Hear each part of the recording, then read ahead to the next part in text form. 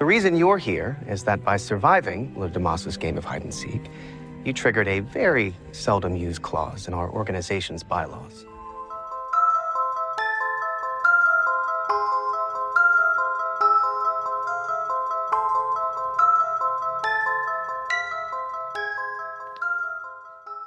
You're listening to the Fun with Horror podcast with your hosts, Scotty and Andrew.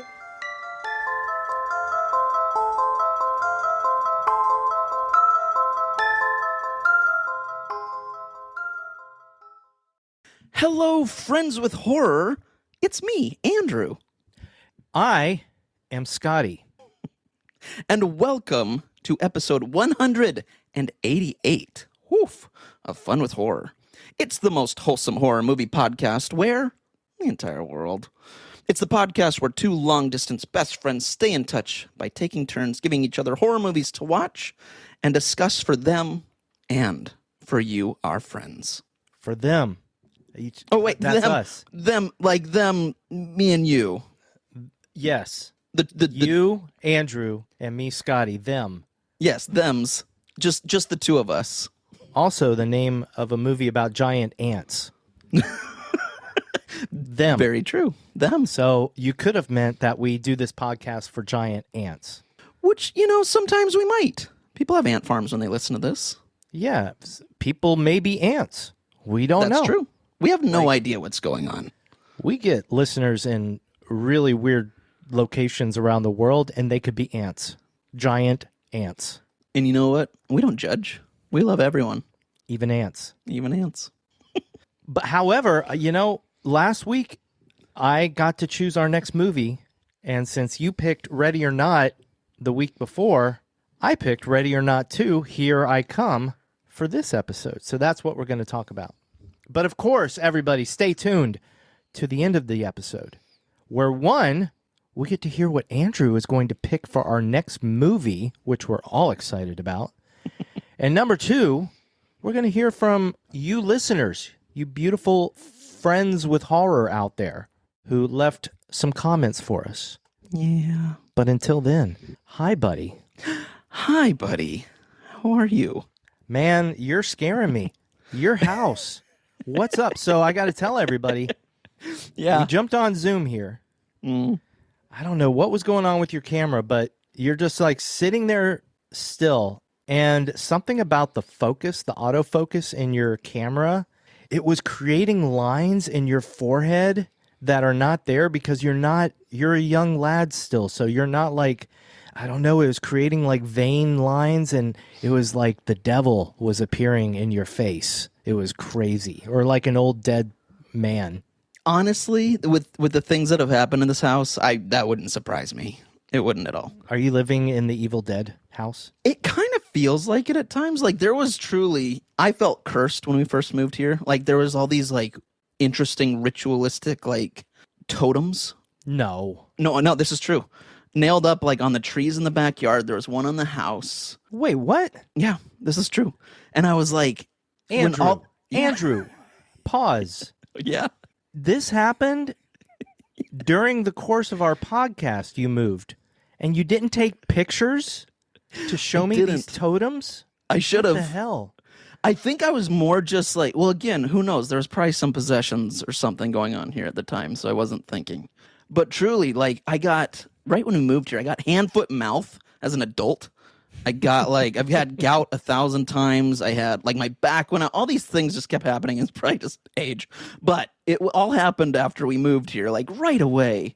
There was a couple other things. I can't remember everything. Just lots of things, though, where I was like, I'm tearing these things down. Like, I went out and I took my drill and I undrilled everything. And I threw them away and I smashed them in the garbage outside. Wow. I was like, I don't know what's happening. But even now, like Enzo recently said that he saw someone laying on our ground in the living room. And then, I kid you not. And then we just got a puppy, which we'll talk about. And the other day, the puppy stood and looked at the spot that Enzo has said he's seen someone laying and just started barking. Just sat there and looked and just kept barking. I love this. I know. So Enzo's mentioned a few things where we're like he'll talk to someone or see someone or something. wave to someone, we're like, oh my gosh. Even actually our new puppy too, we had the laundry room open and she walked in the kitchen, saw the laundry room door open and just immediately started barking, would not go in and just lost it. I was like, who knows, man? Andrew, you have to let me know of these things. I don't know if you know this, but we actually do a horror movie podcast. Oh, yeah. It's not just about movies. Well, that's it is. true. It is about movies. It's only That's about true. movies. But I expect to know these things about totems and such. I know. Well, like I said, that one, I don't know, man. I don't know. I was... And the dead person in your living room laying on the floor, evidently. Jeez. I know. I thought I texted you that one. Nope. I thought I did. Nope. Oh, man. I'm going to need you to do some research into the history of your house to find out if anybody died in the living room. Yeah. Cindy and I... That is creepy. We talked about that because we're like, we rent. I know if you buy a house, they have to legally tell you if someone died there. Like there's a law. I don't know if you rent, if they have to do that. I have no clue. Like the owner would have to know, but we rent through him. So I gotta do some research. I'm creeped out right now. And we're about to talk about a movie about devil worship. So, but first, I have something happy, Andrew. Yay, tell me. Something happy. Well, you know, we like to recognize our patrons and our Yes. new patrons. Yes. However, we have a returning patron, which we haven't had. Our old friend, Dr. Eric. Yeah. Oh, yeah. Dr. Eric, who was a patron for a time and then was not a patron for a time, which is fine. But he just resubscribed. So, Dr. Eric, if you're listening, guess what? We love you. We do love you. Welcome back, Dr. Eric. Welcome back. And he subscribed at the high tier, so he gets to hear our episodes a day or two early. Awesome. Thank you, Dr. Eric. That's awesome. Which, I'll be honest, like, it still surprises me when people listen to our episodes early. Like, Yeah. I might get a message from one of our friends who's like, oh my God, blah, blah, blah. And they don't like type blah, blah, blah. But, Right. you know, they say something about the episode, and I'm like, wait, what? That episode hasn't released yet. And I'm like, oh, yeah. You're a friend with horror. Yes. Also, guys, everybody, I just want to direct you once again to our BFFs, the Students of Horror, formerly known as Chuddle the Pod. Yes. I believe their last episode that came out last Wednesday, as this episode is releasing, was an episode that I was a guest on, Yay. where we talked about the first Resident Evil movie with Mila Jovovich. Nice. How long did it take you, Andrew, to know how to pronounce her name correctly? You mean Mila Jovovich? You know what you used to say. We all did. What did I used to say? Mila I can't remember. Jovovich. Oh, yeah. Yeah, that's true. Yeah, I guess now. I now know. You now know. I now know. You know now. I know now. No, no. No, No, no. no. No, no. I pull hide and seek, and it gets real quiet. Because apparently, that's the bad card. And they think they have to try to sacrifice me to the devil. Ready or Not 2, Here I Come, was released February 6th, 2026. It was directed once again by Matt Bettinelli-Olpin and Tyler Gillett, otherwise known as Radio Silence. It was written again by Guy Busick and R. Christopher Murphy. It stars Samara Weaving as Grace, Catherine Newton as Faith, Elijah Wood as the lawyer, Sarah Michelle Gellar as Ursula Danforth, Sean Hattasey as Titus Danforth, David Cronenberg as Chester Danforth, Daniel Byrne as Kip Danforth, Olivia Chang as Wan Chin Xing, Anthony Hall as Wan Cheng Fu, Varun Soranga as Madhur Rajan, Nadim Umar Kitab as Viraj Rajan, Masa Lizdek as Martina Rajan, Nestor Carbonelli as Ignacio El Caido, Maya J. as Francesca El Caido, Juan Pablo Romero as Felipe El Caido, Kevin Durand as Bill Wilkinson, and finally, Cara Wooten as Pernilla. Well done, buddy. Yeah, this is a fun cast. I'm glad you mentioned everybody because I feel like they all deserve some recognition, my friend. But of course, before we spoil anything and do all that, we got to know at least what you kind of thought of this movie, man. So you picked the movie. What'd you think of Ready or Not 2, Here I Come? You know what, buddy? I kind of feel like you picked this movie. Because you picked Ready or Not 2 with the intention of afterwards at some point doing Ready or Not 2. Did I say Ready or Not 2? I don't know. You did, but that's all right. That's okay. You picked Ready or Not as well. Also. Yes. Hi. Hi, Andrew. T-O-O. Have you had tea today? No. I have not either. I had coffee. Actually, that's a lie. I did. I had a matcha tea today. I liked it. You had matcha tea. Look at that. Look at us having coffee and matcha. Look at us. Look at us. As we were saying, Andrew, what were you saying? What'd you think of the movie? Oh, yeah, that. I was saying, Andrew, that you basically picked this movie. Yeah. You said that I picked it, but you basically picked it in a way, knowing that I would probably pick it next. What did I think of Ready or Not 2? I liked this movie about as much as the first movie, which is quite a bit. Nice. It's an interesting critique because I love this movie. I have different quibbles from the first one, but I also love different things from the first one. I think this movie did some things better than the first one, and I think this movie did some things not quite as good as the first one. So I liked it. I loved the movie, but I liked it about equally. What about you, buddy? Buddy, we're going to agree a lot today, pal, because I'm the same way. I had a lot of fun with this one. I loved it pretty much equally. I did have a couple little quibbles, nothing too wild, which we'll talk about, but I think it was a good time. I predicted that you would say that. You're good at predicting. I'm a regular Nosferatu. I mean, Nostradamus. Nostradamus? Oh. Yeah, I think that's the one, because I hope you're not a Nosferatu. Why not? That'd be cool. He was a big creep. Well, kinda. Kinda. He was a pretty big creep, man. Kinda. For those that don't remember, go listen to our podcast episode of Nosferatu.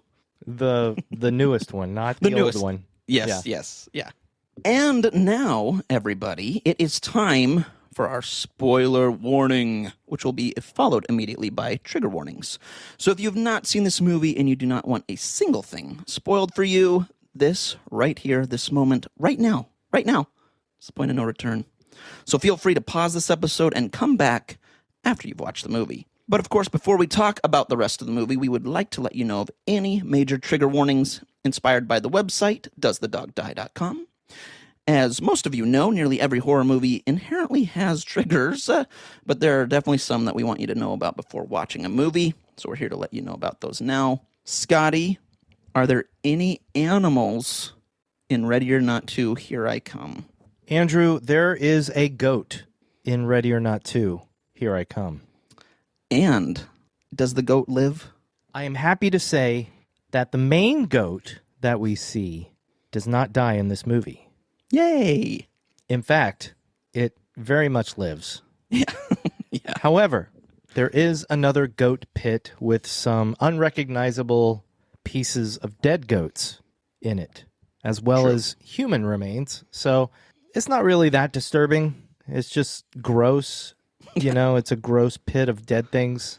So there you have it. Well, there you go.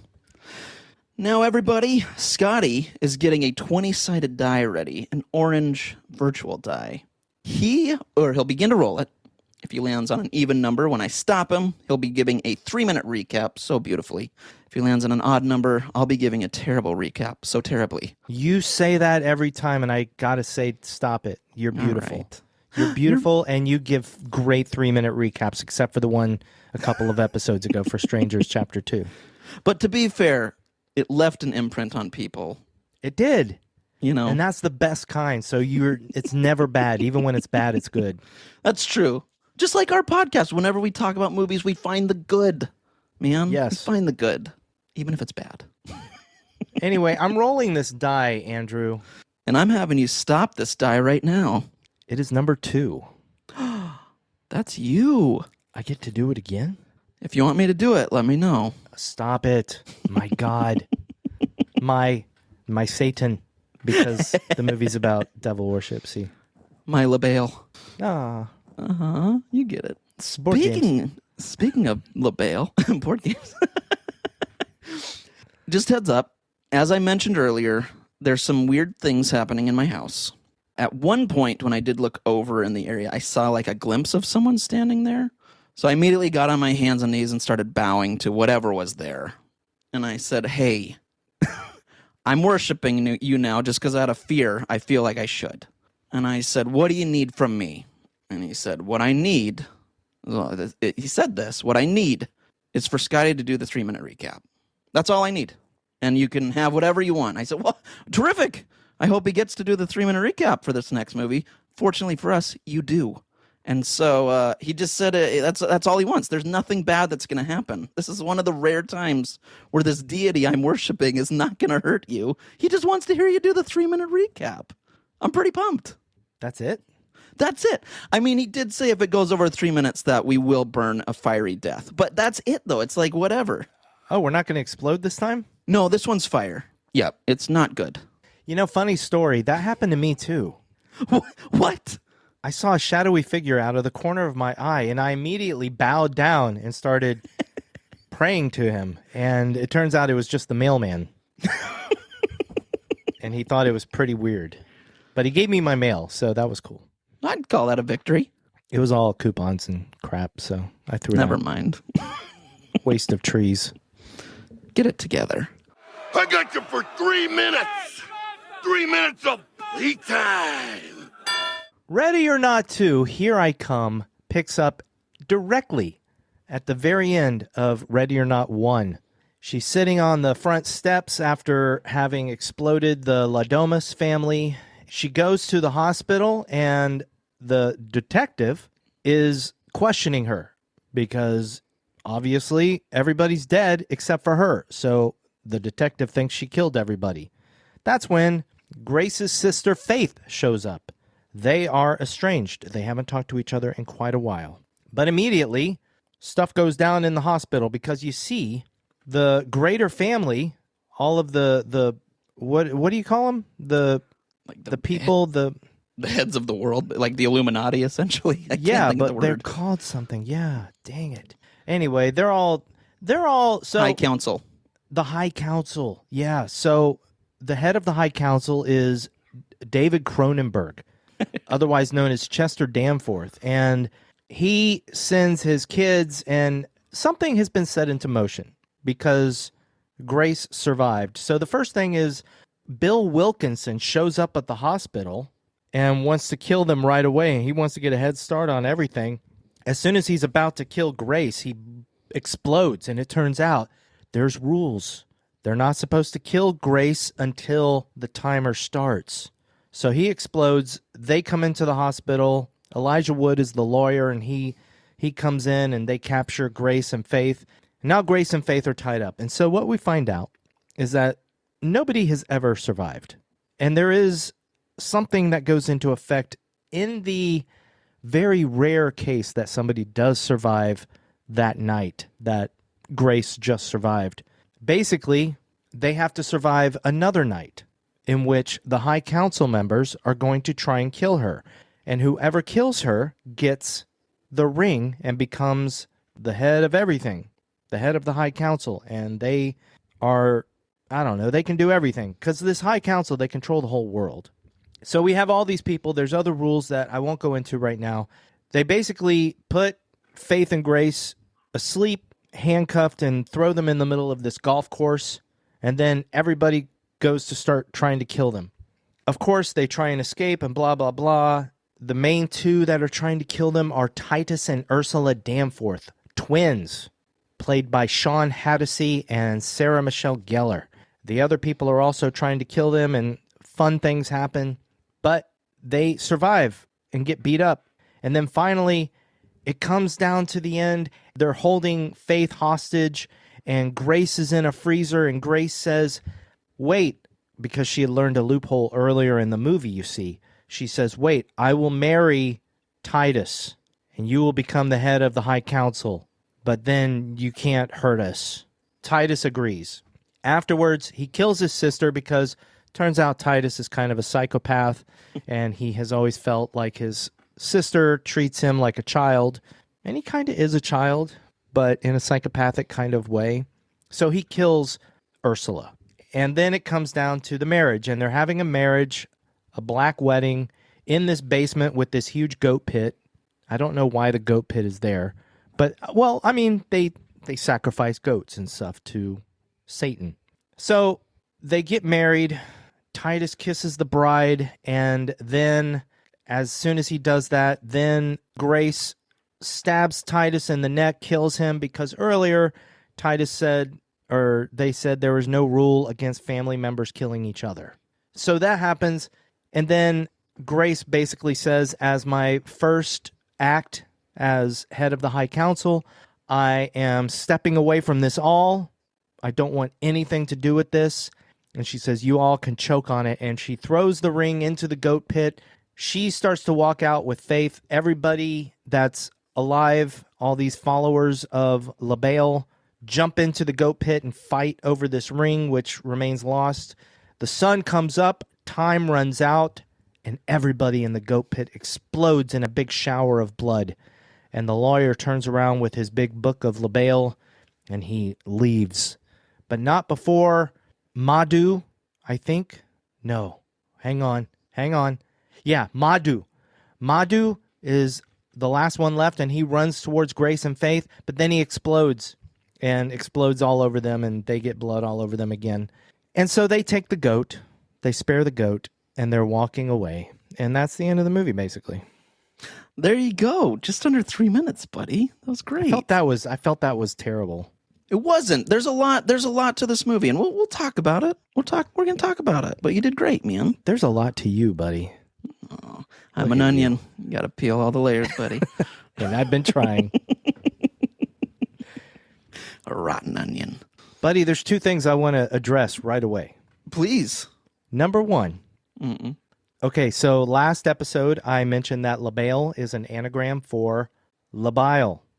Right. Or Belial. Sorry, Belial, yeah. Belial, another name for the devil. I learned from this movie and Elijah Wood himself in this movie that I've been pronouncing it wrong for as long as I've known the name Belial. It's not pronounced Belial. It's Belial. Belial. Oh, that's right. Belial. Which sounds all kinds of wrong to me. It does. It's like, look at that belly. Look at all of that belly. Belial. It's cute, right? It's cute. Yeah. Belial. Or Belial sounds like vile. Like Belial. Belial. The devil. Belial. It's like if we said Lucifer. Yeah. Lucy Fur. Yeah, that's It's Lucy. like She wears the furs. Exactly. Yeah. They're fake furs, though. Not real. They are. Yeah. Okay. The other thing, buddy. Yeah. This is important. Yes. Last week, I mentioned that I wasn't a big fan of the scream of Samara Weaving. Yes. I would like to walk that back a little bit. Okay. This movie has taught me that I actually do like her scream. Yay.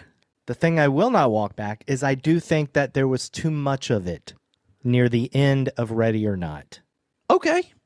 Sure. Yeah. We've talked about the Urkel effect. Yes, we have.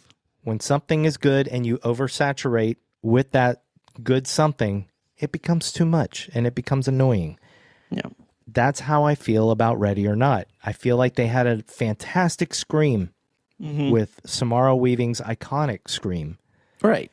And they kind of went overboard with it near the end of the movie. Fair. Okay. Yeah. I get you. This movie, I loved it. I actually did love it. There was that moment when who is it? She's fighting. I have all the names. She's fighting, what is it, Francesca? She's fighting Francesca. Is that, yes. Yeah. In the ballroom. Yes. Where the people were getting married at the beginning of the movie. So she's fighting her, and after she beats her, she doesn't kill her, but after she beats her and knocks her out, she does this enraged scream at her, and I thought that was fantastic. Yeah, I agree. That was the moment I was like, you know what? I do like her scream. Yes. Yes. That's all I wanted from you, man. Podcast over. Podcast over. That's all I needed. I refuse to end it now. I know. We've much to discuss. I'm going to be rebellious and say, let's keep recording. Wow. Not everyone can do what you do, buddy. My goodness. Not everybody can be a rebel like me. That's true. You are a rebel. If I was in Star Wars, I'd lead the rebellion. And I'd be one of the guys that gets blown up right away. Sorry. Buddy. Yeah. Yes. Do you have any quibbles with this movie? Yeah. So I have one very silly one, but I was like, it struck me that I was like, I gotta bring this up. Okay, so when they're put on the golf course right at the beginning, there's the drone that's out there kind of following. They're all kind of cheating in their own way. But the drone goes out there to look where she's at, and Ursula, I was going to say Sarah Michelle Gellar, but Ursula, from a very far way away, takes out her gun and shoots the drone. Why didn't she just shoot Samara? Or why didn't she shoot Grace? It was right there in the same spot. Wow. They're out there just to shoot her. Dang, buddy. That's good. I know. Right when she did it, I was like, she's right there. You're getting a head start anyway to go kill her right now. Just take the shot. I would just say because she's not the smartest. Like, Yeah. when you have villains, Yep. usually a villain's biggest weakness is their ego. That's true. She shot the drone first, knowing that she's a crack shot and that she'd have all the time in the world to then shoot Grace and Faith. Love it. I love that. I'm going with that. I love that. But then Grace and Faith run towards the woods, and Ursula tries to shoot them and misses. There you go. She's not as good as she thought she was, Andrew. Nice. It's a character flaw. I like it. I like it. I'm going with that, but I will say right when it happened, I was like, why don't you just shoot her? Yeah, well. The only other one, and I didn't do enough research to worry about it enough. And again, it's not a big quibble. It's something that I just was thinking about. Was they mentioned in the first movie, and I think they actually mentioned it in this one as well, that the weapons they're supposed to use are the same kinds that were there when LaBelle was, in like 1800s, whatever it was. There's a couple weapons where I was like, was there like these semi-automatic machine guns back in the day? I don't know. So again, dumb quibble, but I was like, I don't know. That's not a quibble to me because that isn't a hard, fast rule. Okay. Like, there's the rule in this movie where the contestants, if you will, Right, cannot yeah. kill each other, Right. or else LaBelle will be displeased. Right. There is no hard, fast rule. I feel like it's just tradition. Like in the first movie, Okay. I forget who it was. Was it Aunt What's-Her-Face that wanted them to use the traditional weapons and was kind of peeved when somebody was using a more modern weapon? Yeah.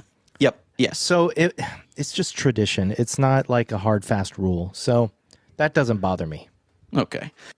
Honestly, those are my quibbles. Like, it was silly things where I was like, I don't care enough, but I was like, I noticed them that I went, I got to at least bring it up. I got to talk to you about it, buddy. All right, well, then let me tell you mine. Yes, please. Okay, nitpick quibble first. Okay, I'm listening. You do not defibrillate. That's a hard word to say. That is a hard word. You do not defibrillate a person over their clothing. That's true. I looked it up, and you do not do that.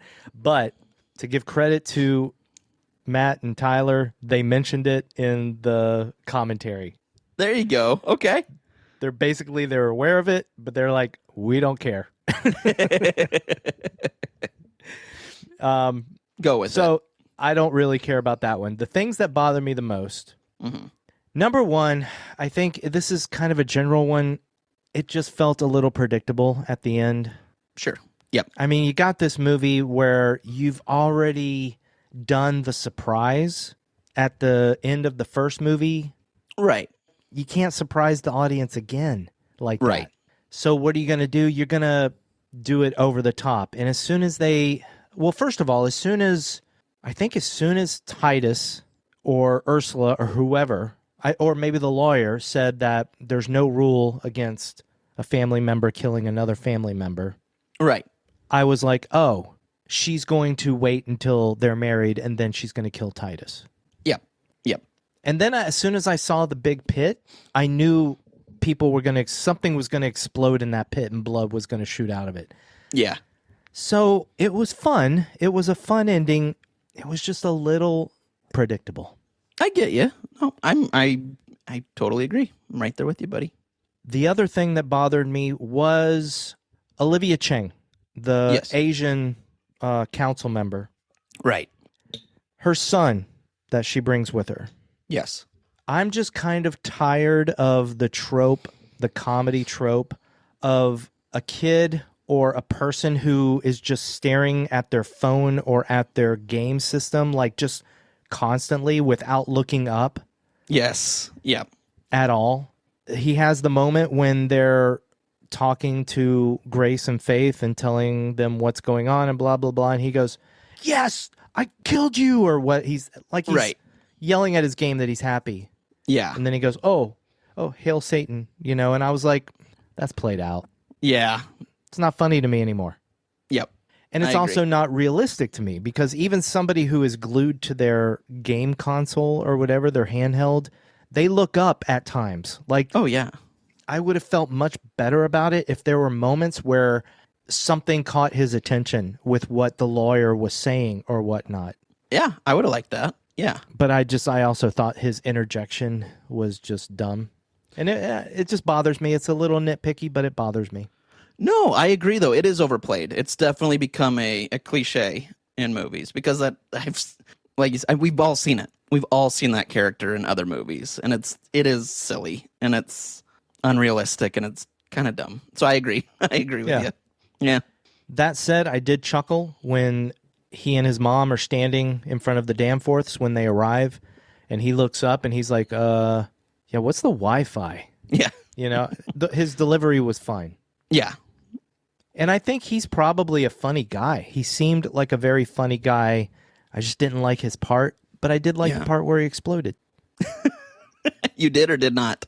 No, I did. I thought it was good time, like his timing, and that he's like, why is everybody and then he Boom. Explodes. And then finally, this is a little bit of things turn out the way they do, which is great. But I don't know, man. Like, I've watched this movie 3 times now. It still just gets on my nerves that at the end, she just throws the ring into the goat pit. Yeah. Because, the movie does turn out the way you think it is, where everybody jumps in and they're fighting over it and nobody has it. But that was leaving it way too up to chance. You're right. Yeah. Somebody easily could have had their finger or had that ring on their finger. Right. And then they would have killed her. Yeah. Yeah. Probably. Man, I don't know. It kind of bothers me a little bit, even though I do love the way it turns out with everybody fighting in the slow motion. Like, right. Yeah. Like the Pernilla, the big body woman, bodyguard woman, the way she's just like holding it up. And I have to admit, buddy. Yeah. It took me 3 watches to get the joke that Elijah Wood is now playing a guy who's in charge of the fate of this ring that is all powerful. I got that one right because at one point he holds a ring and it hit me. I was like, very good. It did not hit me at all. They mentioned it in the commentary and they said, we did not plan for this to happen. We honestly hired Elijah Wood because he was perfect for this role. Right. And then we got to the ring part and we're like, oh my God, what did we do? I love it. But even if they had done it, I feel like Elijah Wood's such a cool guy that he would have been like, I love it. You know what I mean? He's just such a cool person that I'm sure he would have been just fine with it. Like, he's cool like that. The other Easter egg that I'm ashamed that I did not get. Did you get any Easter eggs with Sarah Michelle Gellar?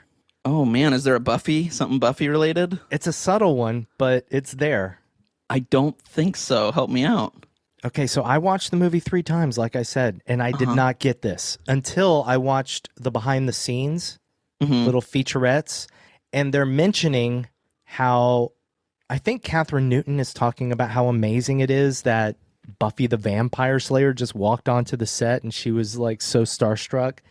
And as she's saying that, they're showing scenes from the movie, and they show the scene with Ursula stabbing Grace with the metal stake. Yes. And she stabs it down just like Buffy. And I was like, oh my God. That's awesome. I did She not catch that. staked Grace. That's pretty great. That's pretty cool. I do like that. Yeah. Cute. Oh my gosh. Did you know that Shimhamfarash is an actual Hebrew phrase and it's actually used in Satanism? I did not know that. Yeah, I thought they made it up for the movie. Right? So this is what I found out. It's a Hebrew phrase meaning the explicit name. Originating in Jewish mysticism and Kabbalah, it refers to a hidden 72-letter name of God derived from the book of Exodus. It has since been widely adopted in Western occultism, ceremonial magic, and modern Satanism. Wow, that's pretty interesting. Look at them doing their research. Tell me what you liked about this movie, buddy.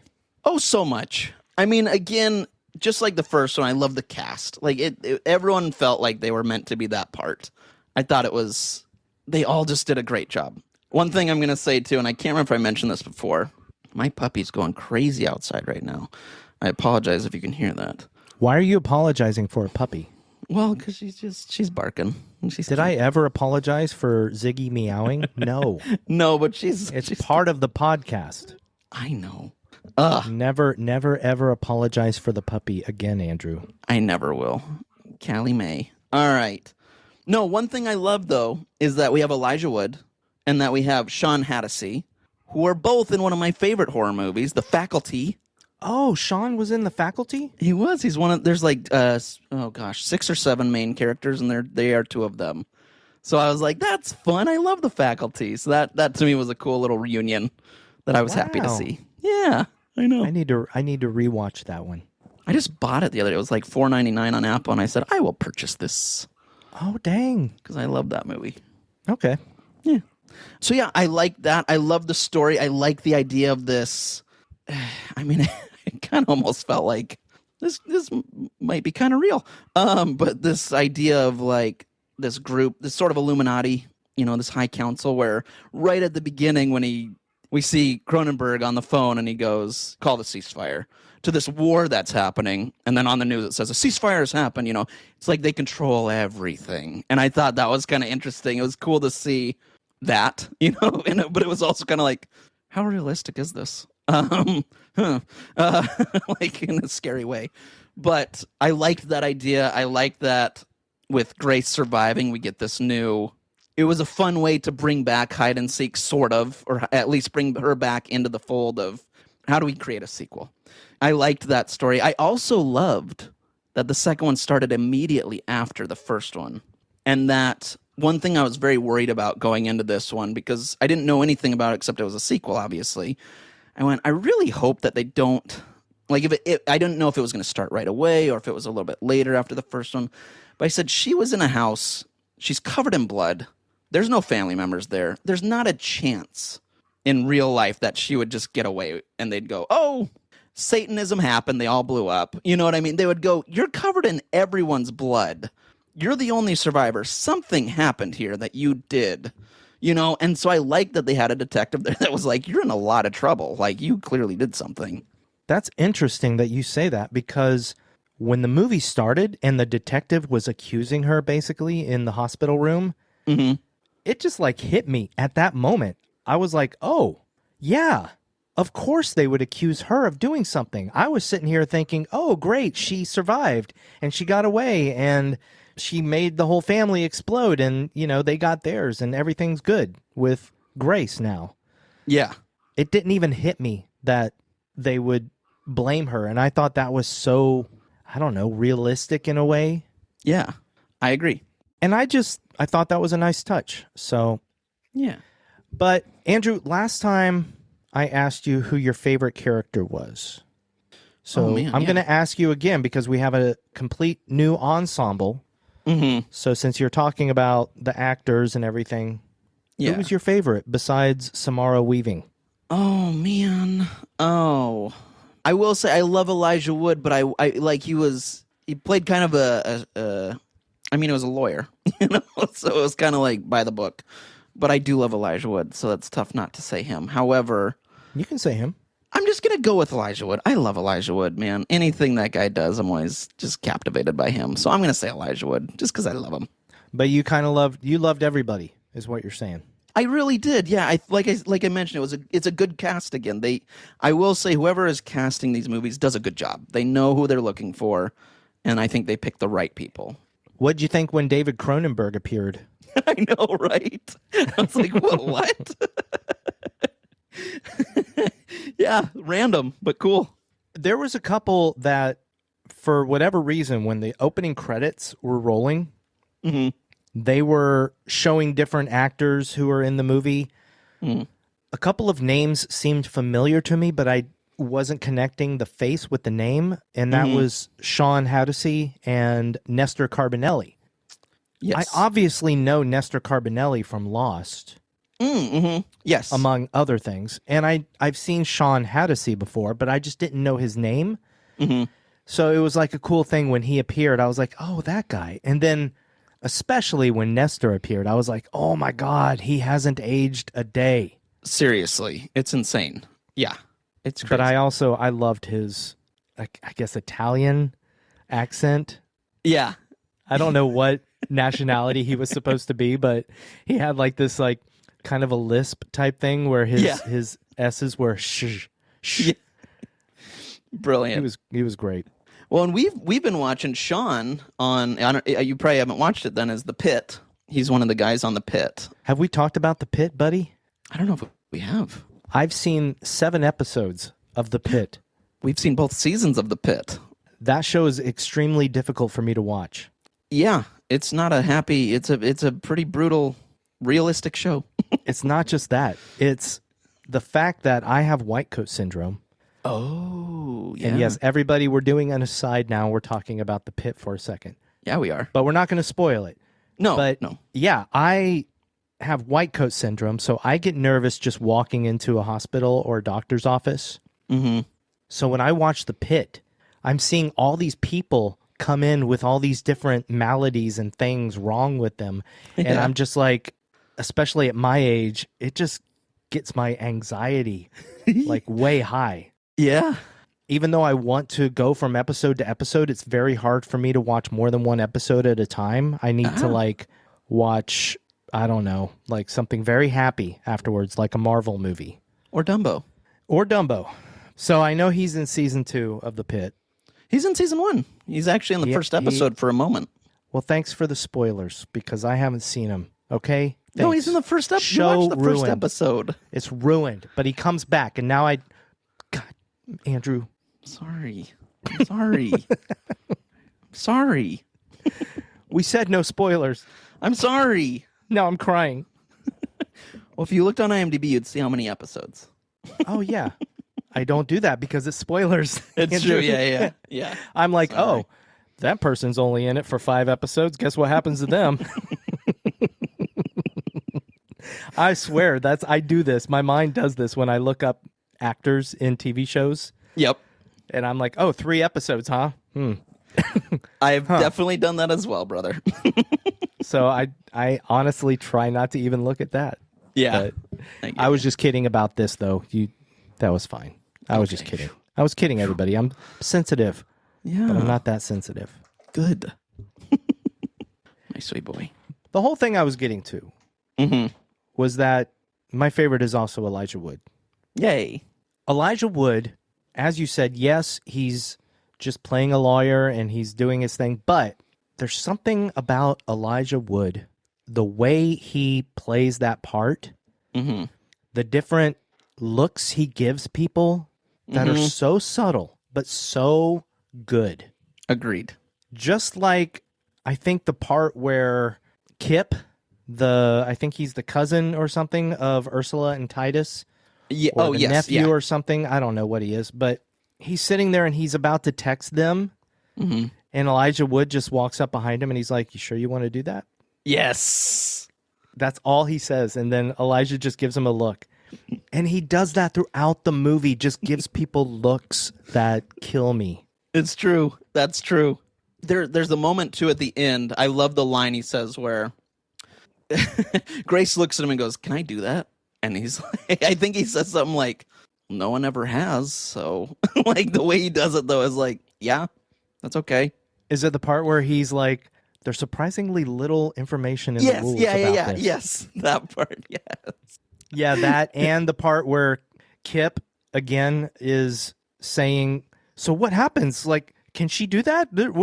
Who gets the ring? Like, what happens? Like, if somebody... And Elijah's like, literally anybody who grabs the ring. Yeah. You know, and just the way he delivers that line. It's just so perfect. Yeah. I will say, anytime I see that Elijah Wood is in anything, I'm happy. Like, I go, oh, good. That movie will be better because he's in it. Like, even, I still haven't watched the new Toxic Avenger, but the fact that he's in it makes me happy. I go, yay. Yeah. Elijah When Wood. I wake up and I find out that Elijah Wood is inside my bathroom, I get happy. You lucky duck. Yeah. When he's in anything, it's happiness. It is. He's the voice in Over the Garden Wall, man. Yes. Yeah. He's that character. Yes. What's the character's name? Wirt. Oh, there you go. I thought you weren't going to know it. Wirt and Gregory. No, I still have that vinyl on, or that soundtrack on vinyl. I still have that love that vinyl on soundtrack. You have that vinyl on soundtrack? Lucky. Yeah. I still haven't listened to it, though. Oh, it's pretty great. I'll be honest. I love that soundtrack. I'll be honest. I still need to watch the whole show. Anyway, back to this. Okay, so Elijah Wood's great, but here's the thing. Mm-hmm. The thing I really want to get to in this episode of Fun with Horror. Okay. I truly now believe that Samara Weaving is one of the greatest actors of our generation. This movie showed me that and showed me what is in store for her more than anything else. And it's not just because she's a good actor. Mm-hmm. Even in the commentary, they kind of talked about this. It's the choices that she makes as an actor. There are certain directions she goes in. Mm-hmm. And the whole time I was watching this movie, I was thinking that if it was any other actor, they might not have played it that way. But the fact that she chose to play certain things the way she did were so good. For instance, Please, yes, I love this. the way she acts when she's telling Faith about the previous night.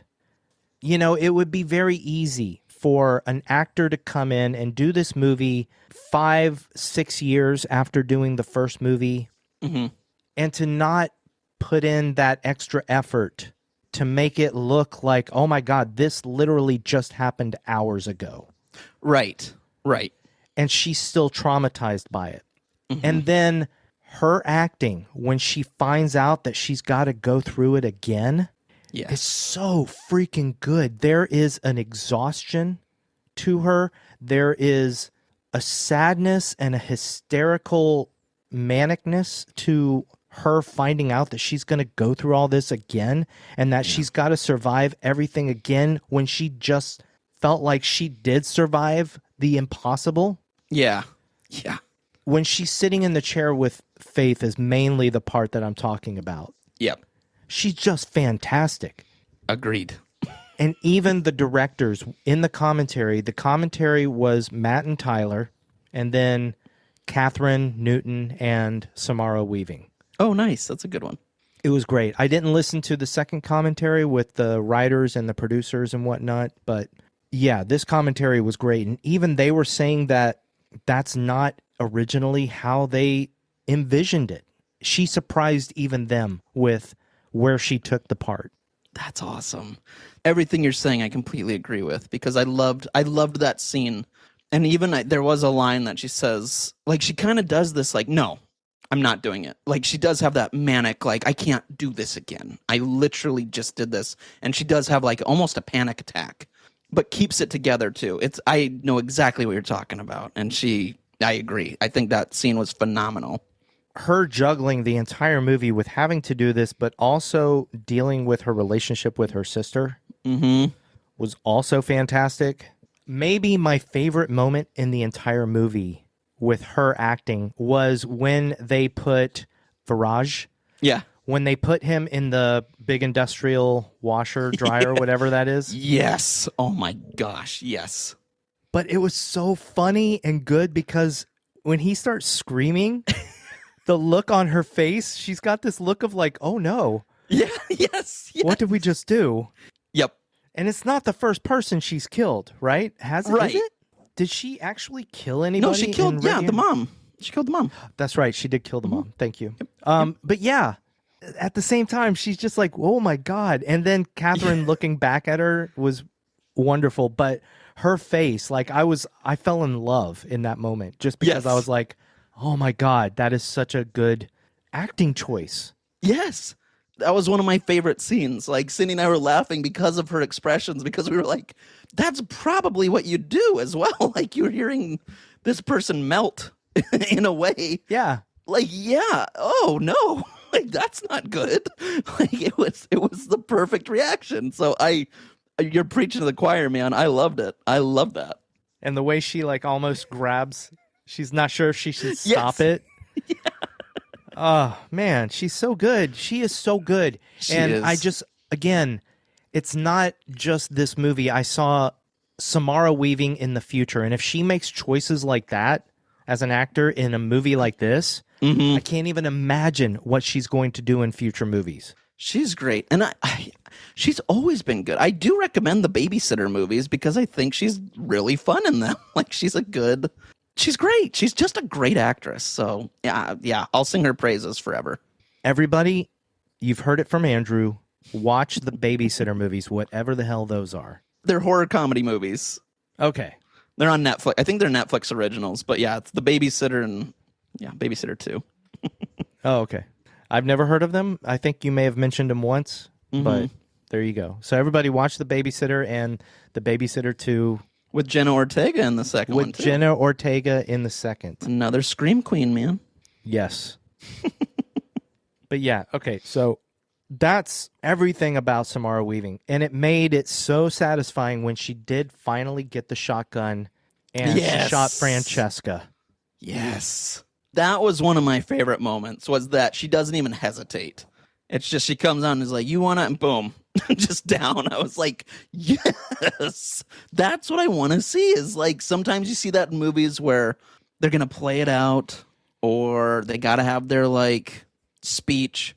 I love that she just goes in, boom, boom, in. Like, it was such a like satisfying moment. And again, like you said, she gets a shotgun, which was on the poster for the first one, which, again, she didn't get to use. It was cool to go, there it is. There's her weapon. I did think about that, and I thought about what I mentioned in the last episode. Yep. So, yeah. But that does bring up something that's kind of in line with what you said about Ursula not shooting her.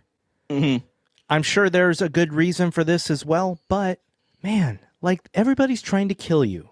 Right. So when you have the jump on Ursula and Titus, kill them. Yeah. Kill them. Don't sit there and give them a chance to get away. Kill them. It's true. I did think that. I was like, you guys are taking a little too long on this. Like, you got a good opportunity. Really good opportunity. But arguing on their side, they are not killers. Right. That's true. So one thing about this movie is that, yes, in a way, it is still a horror comedy, like the first movie. Right. But I felt this movie had a little bit more seriousness to it. Yeah. There was even a couple, like, scenes that were, like, kind of brutal. For instance, Titus beating up Faith. Yeah. Like, that's a really brutal scene. And I think she has a couple quips, but it's not, you don't laugh. Right. You know what I mean? It's not a happy, it's a pretty brutal scene. There's a few of those things where you're just kind of like, oof, yeah, that's not funny. And they all have to do with Titus. They do. Titus is a bad guy. Yeah. Yeah. Titus is not good at all. He's the main villain of this entire movie. Yeah, he's an evil character for sure. I did think it was interesting how they juxtaposed that scene that you're talking about, Titus beating up Faith, with the comedy of Grace and Francesca doing the pepper spray fight, where they're just like trying to hit at nothing and they're missing each other. I did love that moment, though. I actually have a note of that, of just like, because the swings they're taking too are very just like these haymakers that are gonna, but totally missing. And I loved it. I thought that scene was, that moment anyway, was kind of beautiful and brilliant. Oh yeah, and I think, I forget which one it is, but they tackle the cardboard cutout of the person. Yes. Genius. That is a great scene. I don't even know if it's a complaint. I haven't decided within my heart if this is a complaint or not. I just also feel that Bonnie Tyler Total Eclipse of the Heart is a little bit played out in movies. Fair. Yeah. But at the same time, it worked. Yeah. So I don't know. I'm just I'm all right with that one. I'm all right with that one. It's a wedding scene. Like, there were people going to get married, and of course the DJ was going to play Total Eclipse of the Heart. Right. All right. Yeah. So. Yeah. Yeah, so I thought that was interesting. Now, no spoilers here, but Andrew, have you seen True Romance? Oh, yes. Yeah. Oh, yeah. I know exactly what you're talking about when you said that. Yeah. Yeah. Did the scene with Faith and Titus remind you of that other scene? It didn't at the time, but it sure does now. Yeah. It reminded me so much of it that I thought it was a purposeful homage. That is a good one. I could absolutely see that now that you say it. I did not put that together, but yeah. Because he's punching her, and then he punches her in the stomach, in the gut, and he pushes her head back against the wall, and she's bleeding, but then she starts laughing through her pain and blood. And it's exactly like True Romance. But they didn't mention it in the commentary, at least the commentary I listened to. Okay. That's a good point, though. That really is like shot for shot, huh? Yeah, it's very close in a certain moment. And I was just like, man, that is... I saw it as an homage, though. I didn't see it as them ripping off True Romance. I would agree with you. Yeah, I if that is what they were going with, I absolutely would see that as an homage with these guys. So that's a good one, though. Also, True Romance is one of my favorite movies of all time. So yeah, I'm going to notice things like that because that movie's like top 10 for me of all time. I love it. Actually, I saw that in L.A. for the first time. I wonder if it was with you. I bet it was. I'm almost positive it was with you. I would bet. I would definitely have watched that with you. Right. Yeah. I just remember seeing it. I know I was in L.A. for sure. Did you know that Samara Weaving, I don't know, she said she broke her back, but she hurt her back, and it got better like 2 days before filming this movie. Oh, jeez. Yeah, she was really worried that she wasn't going to be able to do some of the stuff that she needed to do. Oh my gosh. You got to be careful with back injuries, man. Jeez Louise. Yeah, but she felt like there was something helping her. Maybe LaBelle. Did you know that the scene where they were in the chairs with the ball gags in their mouth took 3 days to film that whole scene because of, there were so many characters in it. Right. Oh, yeah. That was a 3-day long scene filming that. That'd be rough. That'd be rough. Matt and Tyler asked them, how are the ball gags? They were like, that hurt my jaw. Oh. Yeah. Yeah, 3 days of doing that. That's pretty brutal.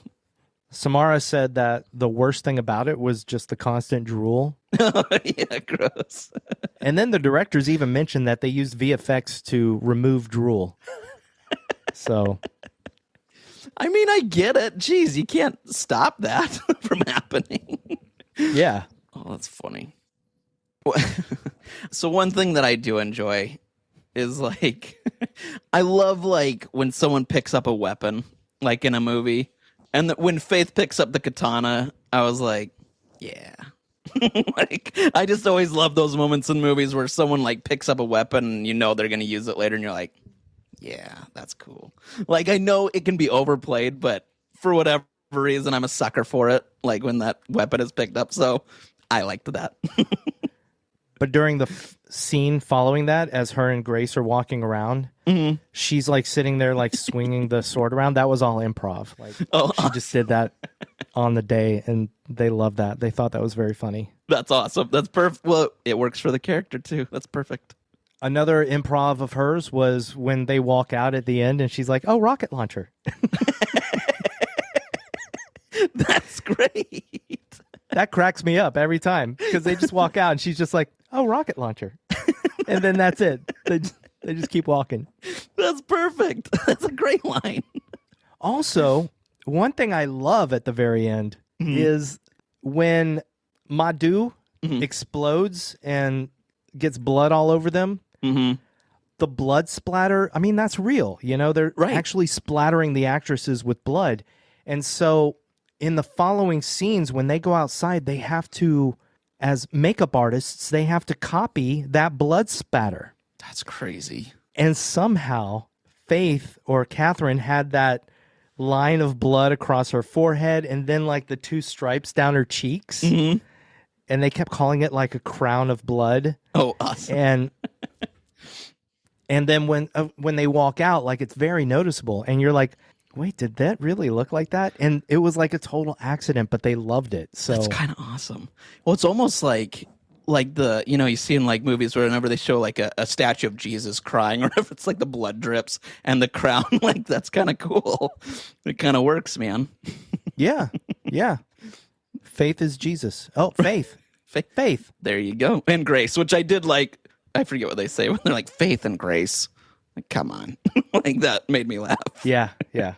What'd you think of Kevin Durand? I love Kevin, man. He's coked out and running through the hallways at the hospital. I love it, man. I love it. Yeah, I thought it's, you know, of course he's in it. They did Abigail together too, but the whole time I literally, as I was watching, I was like, Scotty and I saw him once. Wait, we did? We did. When I went to visit you in LA, he was one of the guests at the con that we went to, the horror con. He was? Yeah. He was so tall. Oh, we did see him. I don't remember at all. We didn't talk to him. He was just, but we walked right next to him because he was like right in the main area sitting at a table. And I was like, this is Kevin Durand. I think you even mentioned that, he was so good in Kingdom of the Planet of the Apes or something. That, and he was in Lost as well. Yeah, but he had just been in Kingdom of the Planet of the Apes, so yeah, as the main antagonist ape. Yeah. One thing I really did love also was Ignacio with the sniper rifle and how bad he was at it. Yes, that was perfect. When they're watching in the viewing room or whatever that is, and Kip's just like, man, he sucks. Your uncle sucks. I was like, I like the fact that these aren't professional assassins, you know?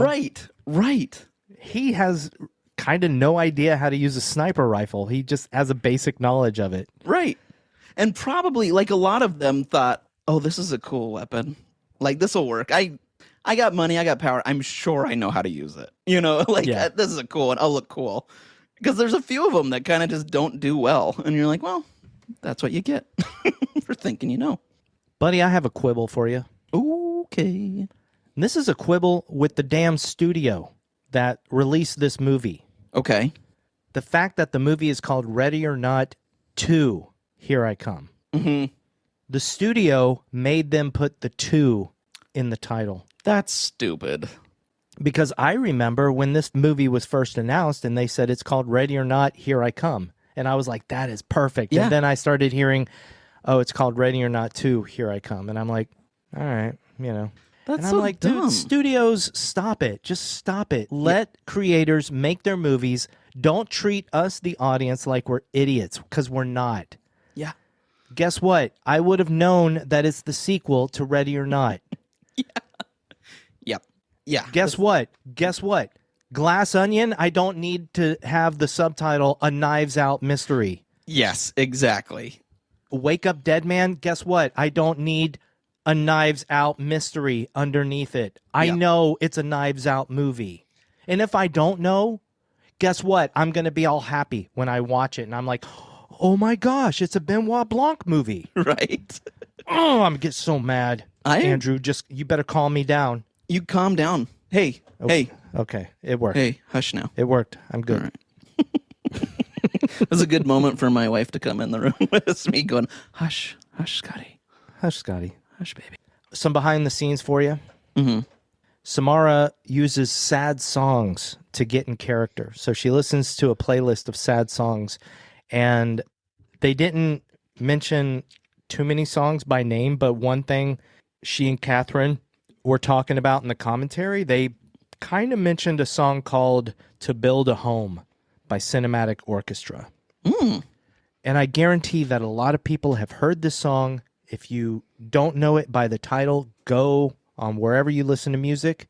To Build a Home by Cinematic Orchestra. And I almost guarantee that you will have heard it in something. It's a beautiful song. Nice. Okay. But yeah, Samara, that's a song that she evidently uses to make her sad. I love it, man. Because she's good. Like the first couple takes, she's good. But imagine that handcuff room. Yeah. 3 days. And she's got to sit there and maintain that level of sadness. And that's why I'm saying she's amazing. I know. She's the best, dude. Another thing that she said, because the directors were talking about how she does these weird little things. And that they, as directors, they try and keep that in. They said, people are weird, and I feel like movies try to sanitize that too much. So that's why when you watch a radio silence movie, you catch characters doing these weird things at times. And it's just like these quirks that you love. Yeah. Because it's like, oh, that's a great little moment. Yeah.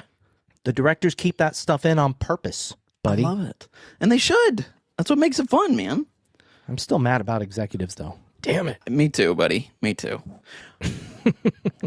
So one thing I will say, speaking of executives, but it's not this. I always think of when I go see like, or if I watch like a Disney movie and there's like a princess in it, like Frozen or something, and they have like different outfits that Elsa has her first outfit, then she gets another one, then she gets like a third one. I go, oh, you can make some toys, get some different outfits. And I'm always like, it's a good seller. I honestly thought about this movie where I go, because I mentioned it last time, I'd love like a NECA toy of her in her white, wedding dress with her yellow Converse. And then I was like, I would also buy one of her in her black wedding dress. I was like, you got me. If you did two of them, I would like both of them. The black wedding dress at the end. Yeah, man. I was like, that looks sick. Those people that came in and did their makeup, they did a good job. They sure did. I know. I was like, where are your bruises? Well done.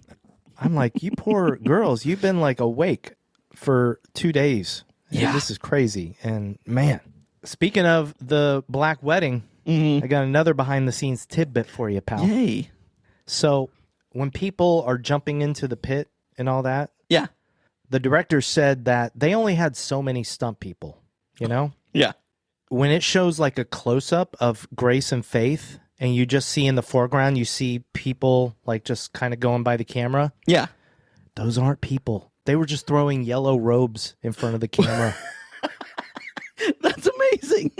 And it looks like people jumping into the pit. That's awesome. Wow. It's so good. So good. That's brilliant. It worked. I wouldn't have guessed. Oh, that's funny. A cute little thing. This isn't behind the scenes, but during the commentary, one thing that was pretty funny, I guess they recorded the commentary on Matt's birthday, Matt Bettinelli-Olpin. Cool. The first person to explode is Kevin Durand. Right. And right as he's about to explode, you hear, I think, Samara going, oh, here he goes, you ready? And the moment he explodes, they go, happy birthday to... So they tell Matt happy birthday every single time somebody explodes. They're like, cute. Happy birthday. Oh, that's cute. I bet that's his favorite commentary, man. That's pretty awesome. I hope so, because it was good. That's good. Also, I had my monthly trivia night not too long ago. Yeah, dude.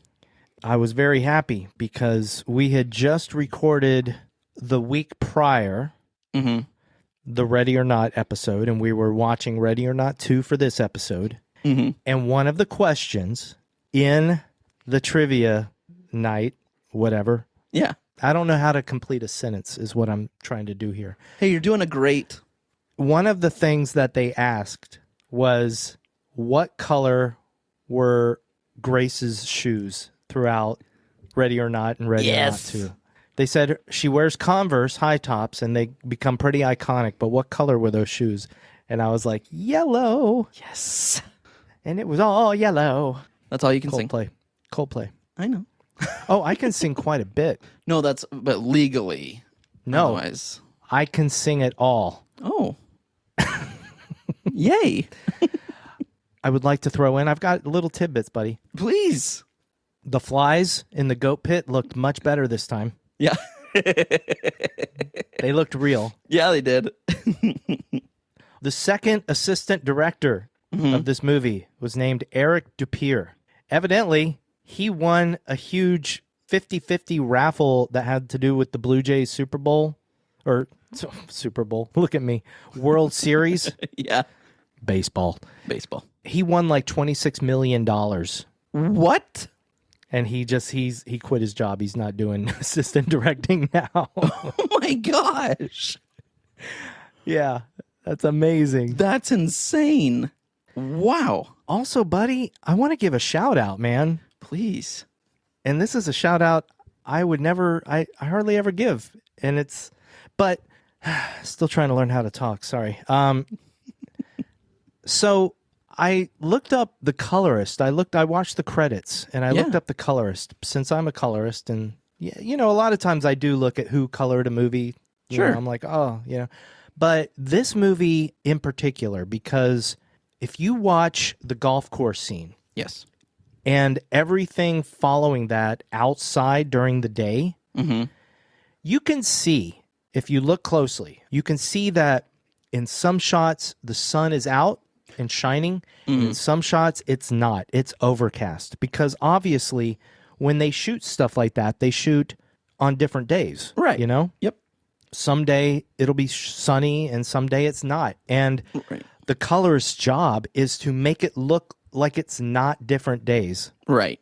I just want to say the colorist on this movie, his name is Tony Dustin. Okay. Never met him, but he works at Company 3. I thought he did a phenomenal job of matching all of the outdoor stuff to make it look like it was all the same day. Nice. That's awesome. So there you go. Tony Dustin? Tony Dustin. Nice. And if I ever meet him, Yeah. I'm going to tell him, you did a fantastic job on Ready or Not 2. Love it. Here I come. Here I come. What'd you think about the music this time? I'll be honest, this one I didn't have quite as much You son of a... memory of, I guess. Again, I need to watch it. Wait, did you just make up a new word? Quite a memory? Did you say a rememory? Oh, I might have. A rememory. A rememory. Yeah, a rememory. I like it. It's a new I word remembered by in a Andrew. memory. Rememory. Yeah, I mean, I know, like, obviously we have, like, Total Eclipse of the Heart and things like that, but I honestly, I'm trying to remember the score, and it's not hitting me. Let me tell you, buddy. Please. I'm going to lay down the science of this musical score. When Matt and Tyler directed Scream 6, they had used Brian Tyler for Scream 5. Right. And he also did Ready or Not, and he did Abigail. But on Scream 6, he had some help. Oh, okay. The score is credited to Brian Tyler and Sven Falconer.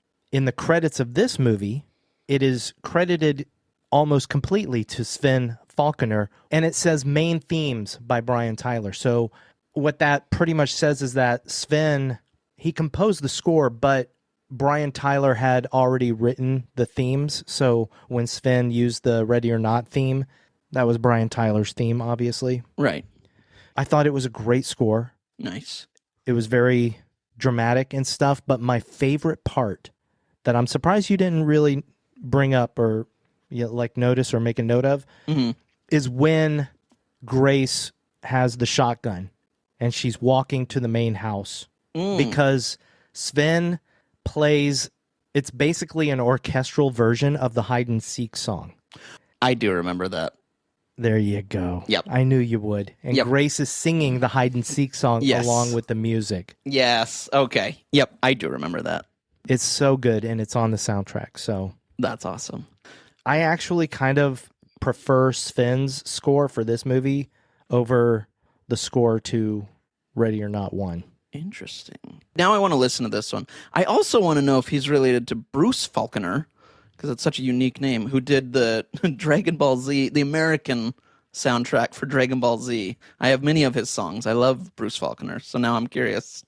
Well, Andrew, through the magic of podcast editing, I was able to pause everything and look up whether they are related, and they are not. What a bummer. That would have been such a cool a cool thing. As such a Dragon Ball Z fan myself, I would have been like, well, another wonderful reason to love Ready or Not. Give me a quick Dragon Ball Z impression. Anything. I would just have to scream, but I can't do it. You can. You can. I'd pass out. No, don't pass out. Just do it. I can't. Andrew, I rapped at the end of the last episode. How about I'll do my name is Trunks. There you go. That's a pretty good impression. There you go, I think. buddy. Are you ready for 3 questions? Yeah, let's do it. Who would cross the bridge of death must answer me these questions 3. Question number 1, my friend. What did you think was the best death or kill in Ready or Not 2? Here I come. Andrew, I am going to go with Viraj Rajan in the industrial dryer. Yep. That was amazing. First of all, we already talked about Samara's acting in that moment and her face, but then when he comes out and his skin is just melted. Yeah, dude. Wow. That was great. You know what it reminded me of is RoboCop. There's a scene towards the end. I need to rewatch it. Okay. All right. I agree with you, though. That's in my opinion, that is also the best death. Oh, okay, good. I was just about to say, what about you? I figured I'll beat you to the punch, buddy. Yeah, that's what a great kill. Hey, thank you for beating me to the punch, buddy. Hey, that's what I'm here for. Question number 2. Was this movie, in your opinion, scary? Okay, here's a weird thing. I don't think this movie is scary at all. Mm-hmm. It's kind of almost hard to even call a horror movie. Yeah. Even though it's got horrific aspects. But I will say, sitting with this movie and the themes of devil worship and LaBelle sitting above everybody and punishing them and everything, it kind of made your stories at the beginning of the episode just a tiny bit creepier. And the whole, like, the thing that the camera's doing to your face. That's fair. So, you know, I think there's a subliminal creepiness to some of the aspects of this movie. But as a whole, I don't think this movie is that scary at all.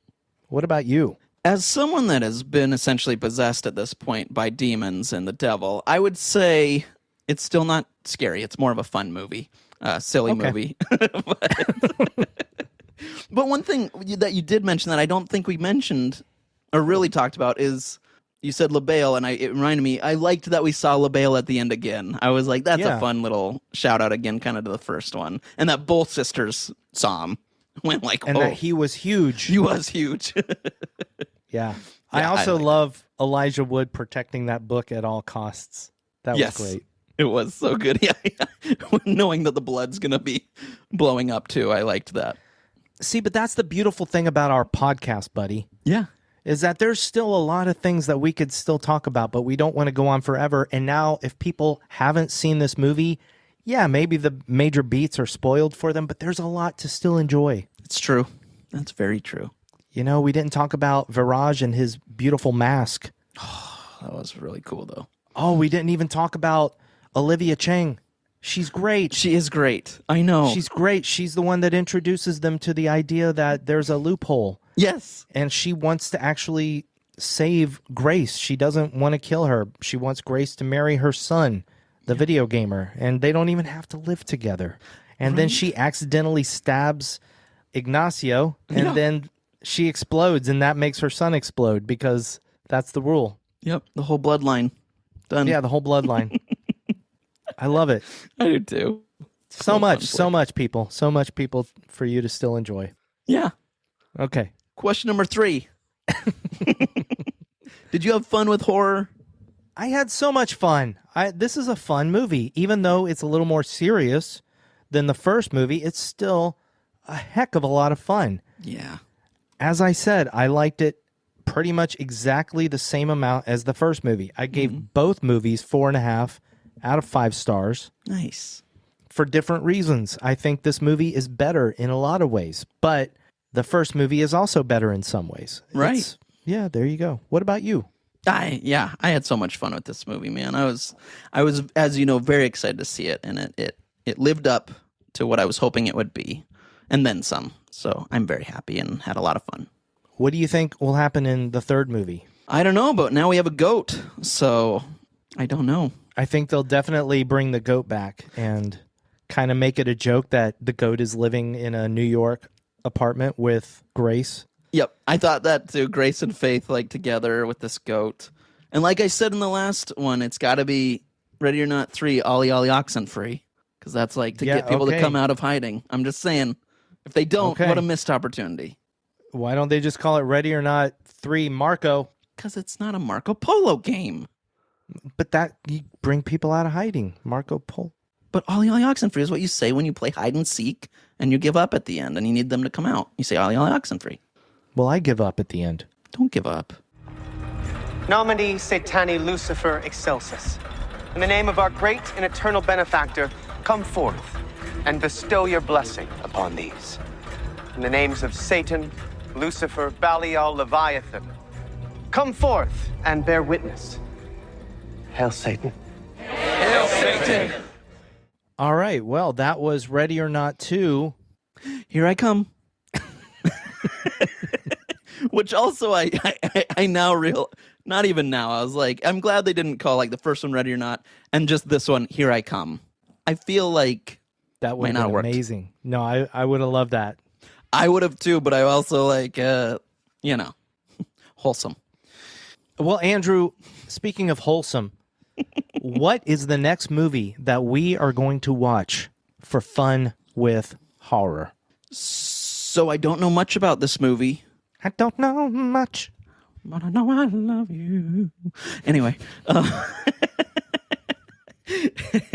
but I don't believe it's going to be as charming as the other two.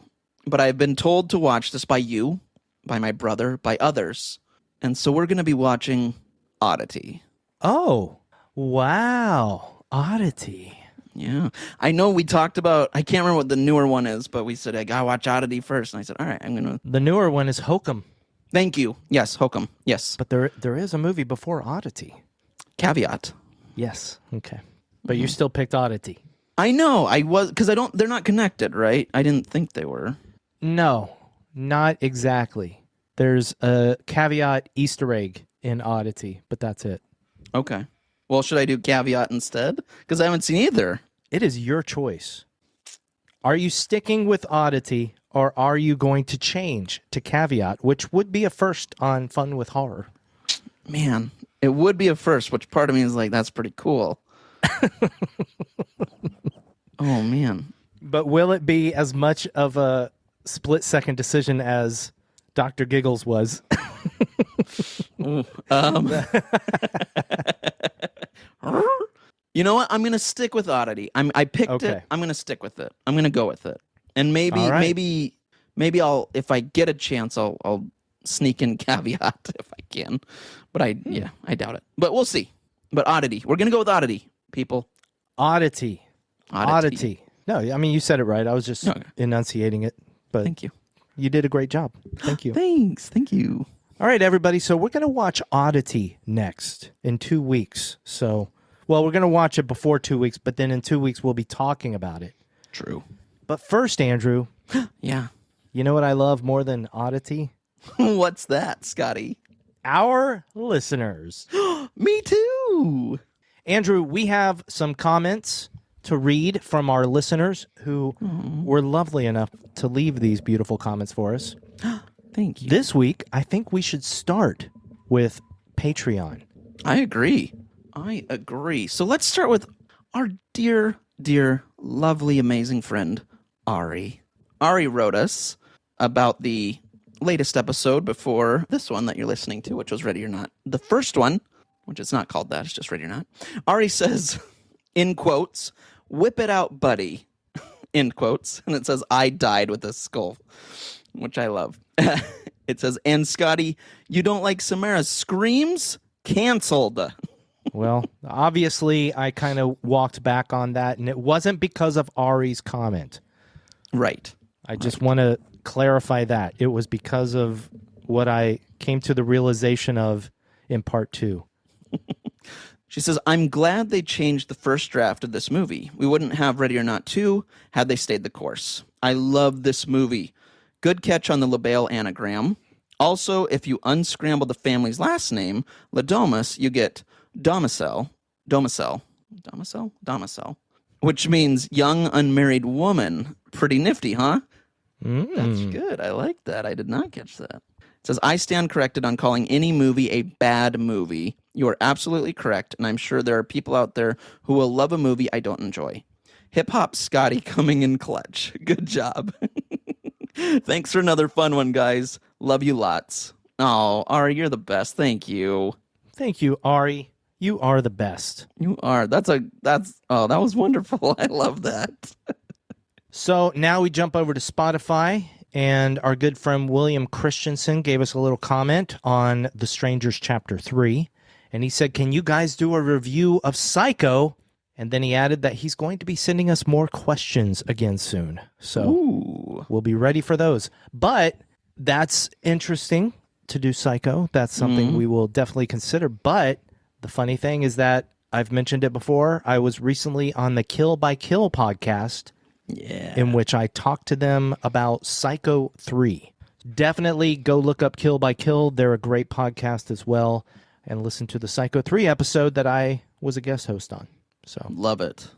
And I'm assuming he means the Vince Vaughn Psycho and not the Anthony Perkins Psycho. Absolutely. Who would want to watch the Anthony Perkins one when we have the perfection of the Vince Vaughn, Gus Van Sant shot-for-shot remake of the original? Well, and of course, those that don't know us, that's a joke. Andrew, what's next? All right, the next one is from our dear friend Yuli. I love the end of this one. It's from There's. That's all I can read. Which movie is this? There's something. There's. Oh, that's a good one. Oh, There's Something in the Barn, which you were not a part of. Oh, correct. I was not. So that's why I didn't get it. But Yuli, for There's Something in the Barn, said, my first time noticing Martin Starr as Guilfoyle from Silicon Valley sitcom series. Very different personality from Good Dad. I like him better there. But this movie is kind of fun, too. Thank you for picking this instead of Christmas, Bloody Christmas. I love that. And I'm not sure if Yuli knows that we actually did Christmas, Bloody Christmas on a previous episode. And I take full credit for that one. That's my bad. And we both take full credit for not liking that movie very much. Not at all. Boy, what a disappointment. But I wanted a Christmas movie. It was December. And we got one. And we've talked about that movie. We don't like the movie itself, but there's something about the beginning of it and the loneliness of the characters on Christmas Eve and just going to a bar and stuff. And there's something about that just kind of touches my heart in a way. And that, I don't know. I feel that. So, but the rest of the movie I don't care for. Yeah, me either. But then Yuli comes back with a comment on our most recent episode, Ready or Not. Ooh. And Yuli answers a direct question that we gave her in the last episode. Yuli says, hi, guys. I like this movie and Samara Weaving. Kind of more action than horror, but very well paced. And Scotty, what a nice poem for closing. With a smiley face. Also, I'm a meow me. That's what we call ourselves as a cat mom. Ha ha ha. So there you go. We asked Yuli. We didn't want to misgender her, so right. And that's how she told us that she is she her. So thank you, Yuli. You are a meow me. I am also a meowther. Yeah? Meowther? Just read the next one. All right. All right. This comment comes from Wizard333. A new comment. A new comment. Or a new commenter. Yes, a new commenter. Thank you. Thank you. Thank you, Wizard333. Yeah, thank you, Wizard333. You're only half evil. And this comment is from our Ready or Not episode. And Wizard333 says, Andrew and Scotty, I absolutely love you too. I have listened to... Yay, thank you. That's so sweet. Thank you. It says, I have listened to most of the episodes, and I just got to say, I love both of y'all's energy. Oh, it actually says, I love both of y'all's Yes, energy. there's two loves there. Thank There's you. two loves. Both of y'all's energy and friendship. You can feel it, and I'm digging it. Keep up the great work, fellas. Much love from Texas with a heart. That's so kind. Thank you, Wizard333. I just Thank want to you. say that you are probably the best part of Texas. That's probably very true. Thank you, Wizard333. I have driven through Texas to drive across country a few times, and it is quite a long drive. Yeah, I bet. It is long and boring, and you know what, though? I will say the thing that saved me 2 different times, Andrew. Yeah. One was a podcast, because the first section of Texas is like 4 or 5 hours long. It's a huge drive. The second time was a phone conversation with my best friend, Andrew. I thought that was the time. I love it. Yeah, that was when I was driving through the last part of Texas and into New Mexico, and we were talking, and we were doing a lot of what we do here on the podcast, which is you were reading an article to me. Remember? Yeah. It was the scariest movies or something, and you were listing all the movies, and then we would talk about the movie. And this wasn't even a podcast. This is just how we talked. It was so good. Can you imagine if we had recorded that? That would have been awesome. Put that as like a special episode. That, like years later. I wish hindsight. Hindsight is 20, 25, 26, because There that's you go. the year. Yeah. It is 2026. And everybody, thank you so much for listening to Fun with Horror. Yes, thank you so much. Before we recorded, Andrew was telling me that the only thing that keeps him alive is everybody listening to Fun with Horror. Oh, yeah, that's right. Even this puppy isn't really helping. Yeah, it's just... Wow, sorry, no, this is dark. No, Andrew is not going through that at all. No. I am. Oh, God, I'm sorry. This is hilarious. It's like the scene in Ready or Not 2. We go from something super dark to something silly. Silly. But no, we both love everybody out there. Yes.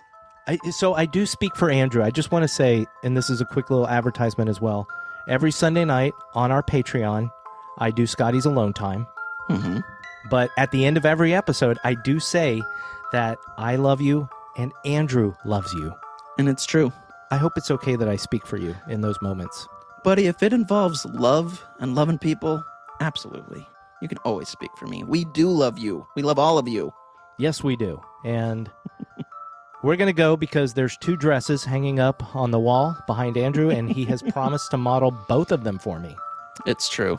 That's how we usually end our podcast. Usually. It's a sad night when Andrew doesn't put on a dress when we finish recording. Hey, no judgments. So everybody, we love you. Thank you for listening. Yes, thank you. We love you. Bye-bye. Bye. Put it on. Okay.